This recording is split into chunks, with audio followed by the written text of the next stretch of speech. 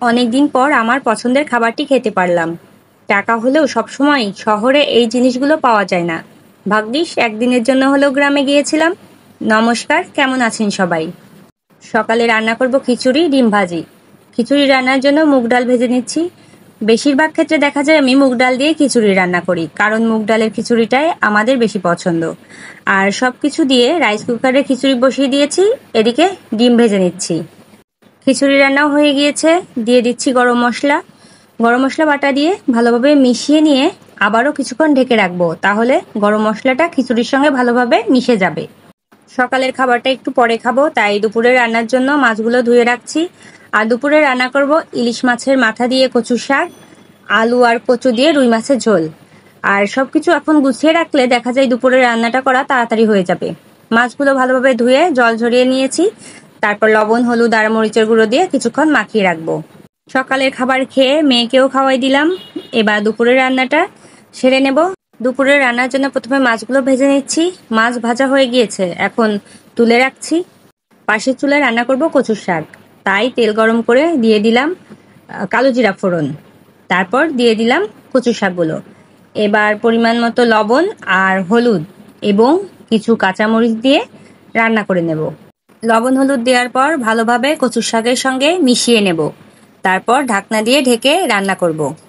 ঢেকে রান্না করলে দেখা যায় তাড়াতাড়ি সিদ্ধ হয়ে যাবে, কারণ কচুর শাকে তো জল ব্যবহার করা যায় না, আর অবশ্য প্রয়োজনও হয় না। এই শাকের মধ্যে এমনিতেই প্রচুর পরিমাণ জল থাকে। আর রুই মাছ রান্নার জন্য মশলা কষানো হয়ে গিয়েছে। ভেজে রাখা আলু আর কচুগুলো দিয়ে দিলাম।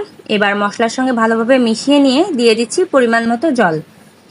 পরিমাণ মতো জল দেওয়ার পর সব কিছু আবারও ভালোভাবে মিশিয়ে নিয়ে এবার কিছুক্ষণ জাল করব। আর ঝোল ফুটে উঠলে দিয়ে দিচ্ছি ভেজে রাখা মাছগুলো।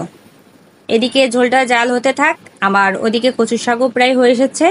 এখন দিয়ে দিলাম ভেজে রাখা ইলিশ মাছের মাথা। এই ইলিশ মাছের মাথা আমি আগে থেকেই ভেজে ছোট ছোট টুকরো করে রেখেছিলাম। রান্নার মাঝখানে আবার মেয়ের জন্য আমের রস তৈরি করে দিলাম। আর এই তো কচুর শাক কিন্তু অনেকটাই শুকনো হয়ে এসেছে, এখন তুলে নিচ্ছি। রান্না হয়ে গিয়েছে। এদিকে মাছের ঝোলে গরম মশলা বাটা দিয়ে দিলাম। এখন সব কিছু ভালোভাবে মিশিয়ে নিয়ে নামিয়ে নিচ্ছি। আর রাতের জন্য আমি আলাদাভাবে মাছের ঝোলটা তুলে রাখছি। আলাদাভাবে তুলে রাখতে দেখা যায় যে কোনো খাবারটা ফ্রেশ থাকে। আর রান্না কমপ্লিট করে রুমগুলো অগোছালো ছিল, সব গুছিয়ে নিলাম। তারপর মিষ্টিকে স্নান করিয়ে দুপুরের খাবার খাওয়াই দিচ্ছি। খাওয়া শেষ করে মেয়ে এখন ঘুমিয়ে পড়বে, তারপর আমি যাব স্নান করতে। 2টা মতো অলরেডি বেজে গিয়েছে। আর এখন হচ্ছে বিকেল টাইম, 5টা মতো বাজে বেলা।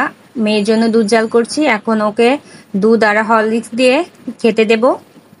দুপুরে ভাত খাওয়ার পর যেহেতু ঘুমাই, সেহেতু ঘুম থেকে ওঠার পর আর ওকে কোনো ভারী খাবার দেই না, সাধারণত দুধই দিয়ে থাকি, দুধ আর হরলিক্স। আর এটা হচ্ছে সন্ধ্যার পরে চা বানালাম একটু। আর আজকে ভিডিওটি এখানেই শেষ করছি। সবাই ভালো থাকবেন, সুস্থ থাকবেন। ভিডিওটি যদি ভালো লাগে অবশ্যই লাইক, কমেন্ট, শেয়ার করবেন। সবাইকে টাটা, বাই বাই।